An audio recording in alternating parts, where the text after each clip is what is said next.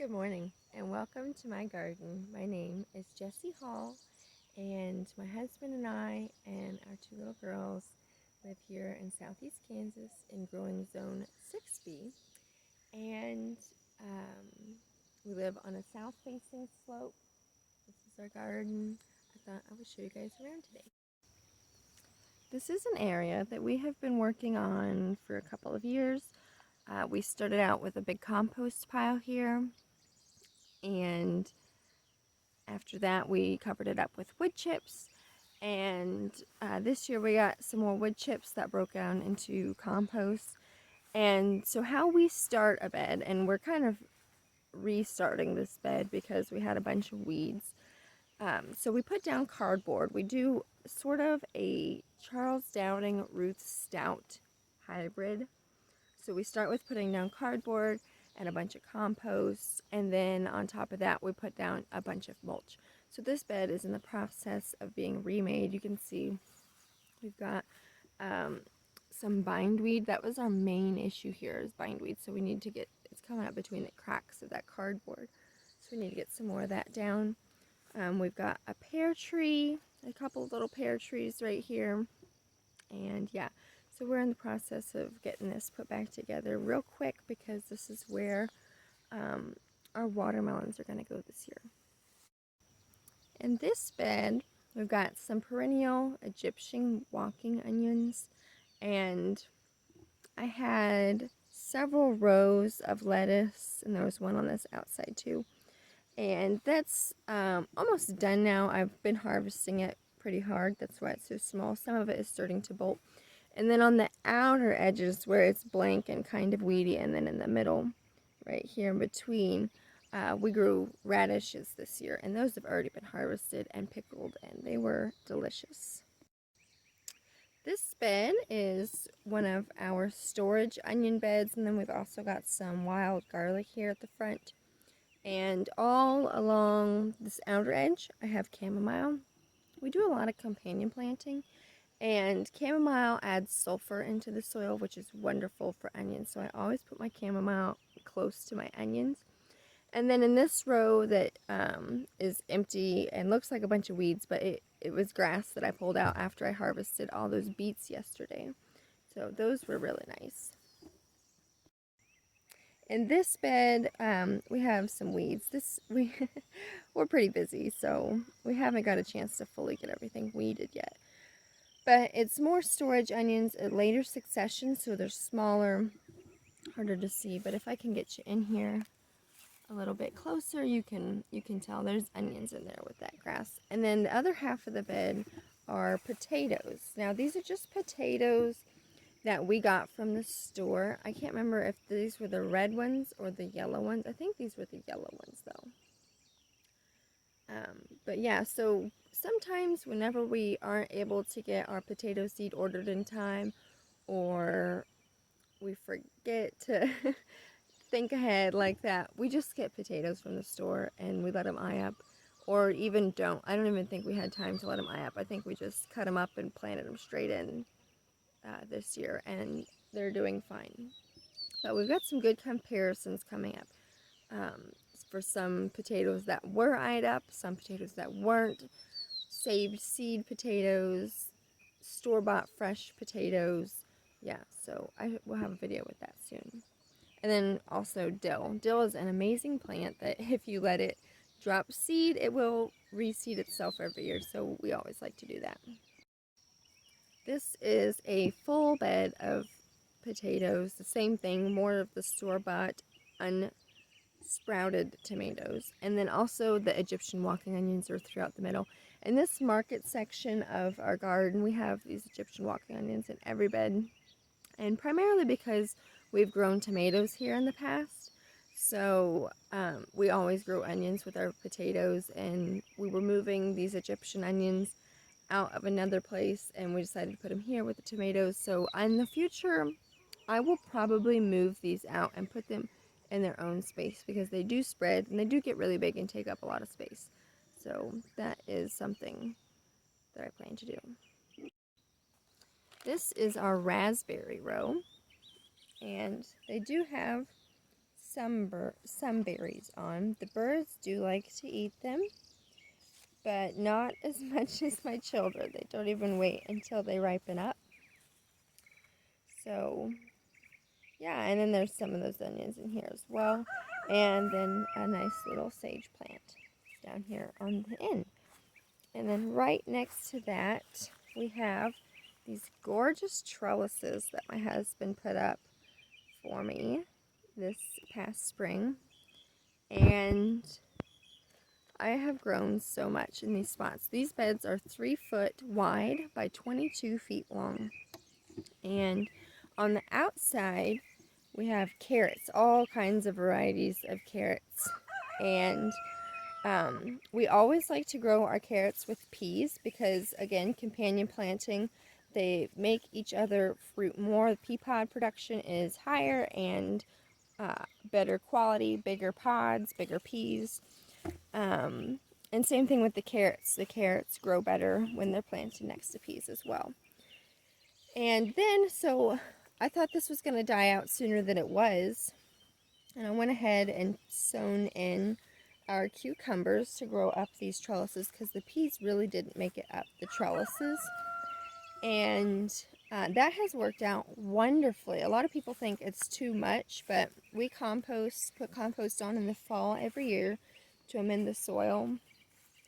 And it has been wonderful. It's really blocked out any of the shade or the harsh sunlight, and it's worked really good. See, I just harvested peas the day before yesterday, and it looks like they are needing harvested again. And this is the first time I've successfully grown shelling peas, so I am really, really happy with that. And let me get down here and we can look at the carrots. These ones, again, everything needs a little bit of weeding. Let's see if I can find a carrot that's ready to pull. These, we've been pulling them just as snacking. The girls have eaten a lot of the ones that, okay, here's a decent one.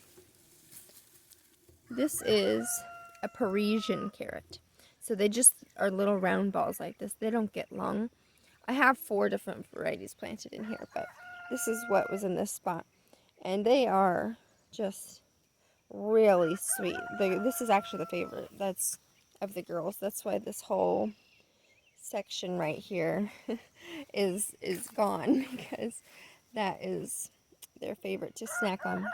And then these cucumbers are doing really well on this trellis. They are loving this trellis, which is good because we've grown them on cattle panels before, but this wooden trellis seems to be like perfect for them. I plan as they get longer and stuff to just, when they can't go up anymore, to lay them over and tie them to and have them going across. And then the dream, the hope is that the cucumbers will just hang down and be so easy to find and pick. So yeah, this is our cucumber, pea, and carrot section. Back here we have just built this bed this spring, and there's all kinds of weeds on the outside of it, but this is the first time we've utilized this area of our garden, so I'm really excited that we are moving on down here, kind of taking over all this Johnson grass that is such a pain in the butt to get rid of. And down here we've got, on the other side of the cattle panel trellis, we have Dr. Witchy's yellow tomatoes, and I have heard such wonderful things about them, and that I started quite a few. It just so happened that they had the best germination rate out of all the tomatoes I started this year. So I was really impressed with that, and they've been super hardy and really drought resistant, fine with the cold, fine with the heat. They're doing really good. And then our okra, and we have drip. My husband takes care of all the drip. He's just been working on installing this section here, so don't mind all that stuff. But our okra is looking really well, not all of them. And here's 2 little leftover kidney bean plants that I just put in the other day. So it looks like I forgot to water them in. We have a very busy life right now, so gardening is kind of on the back burner, but we still love it and enjoy it and are trying to keep up with it. We grow about 80% at least of our own food, including meat, and so it's a really big deal for our family. But yeah, that's our okra, and I think this is heavy hitter variety from Baker Creek Seeds. I get a lot of my seeds from Baker Creek. I also like High Mowing Organic Seeds, and I believe it's True Leaf. I just started getting some stuff from them, and I've really liked it so far. So on around the corner, we do no-till. I don't think I've mentioned that. We do no-till, and mostly no-dig, but every now and then, like when we're breaking a new section like this that's really compacted from just years of grass, and this used to be, all of this used to be cattle pasture, so it was a little bit compacted and not in the best shape. So we do have this broad fork that I absolutely love. It's made a big difference in things. Again, don't mind all the Johnson grass. We need to get back here and get to work on this. But this is another bed of potatoes, and they didn't grow as much top, but I'm hopeful because I've seen some pretty good sized potatoes under the mulch. So we will see. I'll definitely do a video when we do a potato harvest, and we will see how these turn out and the comparisons of each variety and how they were started. This is another new bed that my husband put in this year for us, and it is full of calendula, and that's a later sowing of calendula, and this here is my early sowing of calendula that my well, what I use it for, I pick it every morning. I need to come through and harvest it this morning. The best time to harvest flowers and herbs is about mid to late morning when the sun has come out, the dew is dried off, but it's not yet to the heat of the day where all the volatile oils have evaporated. But yeah, this calendula, I grow a lot of it because I make skincare. I make herbal skincare, and so I grow all of our own calendula for that. And then as you go up on here, it's kind of hard to tell with all of the plants. We have a lot of wild areas for just wildlife, beneficial habitats, things like that. But in the center there, you can kind of see there's a big hole.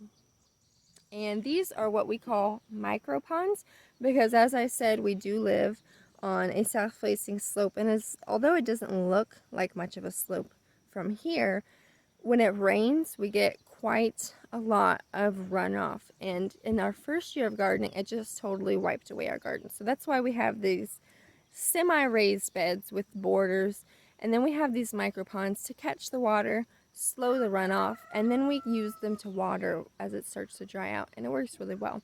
Over there, we've just got a yarrow plant. We got a ton of daylilies up here, some irises that have already flowered, and of course, a bunch of weeds. I would like to keep making this. I want it wild. I love the cottage style, and I would like to do a lot of different beneficial flowers and things in this area, more so than what we're doing. And then right here is kind of my pride and joy. My husband put this up. I've wanted a cattle panel arch forever, and my husband put this up for me this year, early this year, like February or something. And the idea is that I can put shade cloth over this. I have tomatoes planted all along the inside of the trellis, and then I'm going to put the next succession of carrots in these middle rows that are empty right now. And then on the outside, I have peppers and basil. And then we've also got some, what is it called? The red spinach. I think it's mylar spinach, something like that. It's the vining spinach that is heat tolerant. And then we've also got some really long pole beans. Here's one of those making it over to the trellis. And like I said, basil and peppers. So these peppers here, if I remember right, are the Ozark Giants. And they are doing really good so far. And we are going to definitely have some sweet peppers to harvest. This is what our tomatoes are looking like. They're about 3 foot tall right now. Lots of flowers on. Some pretty big tomatoes on down here. But yeah, so we're using these tomato clips to attach it to the trellis. And so far, this is the best our tomatoes have ever grown. We have in the past used tomato cages, and while those worked okay, they were not resistant to disease because they couldn't get enough airflow. The cages would get top heavy and fall over.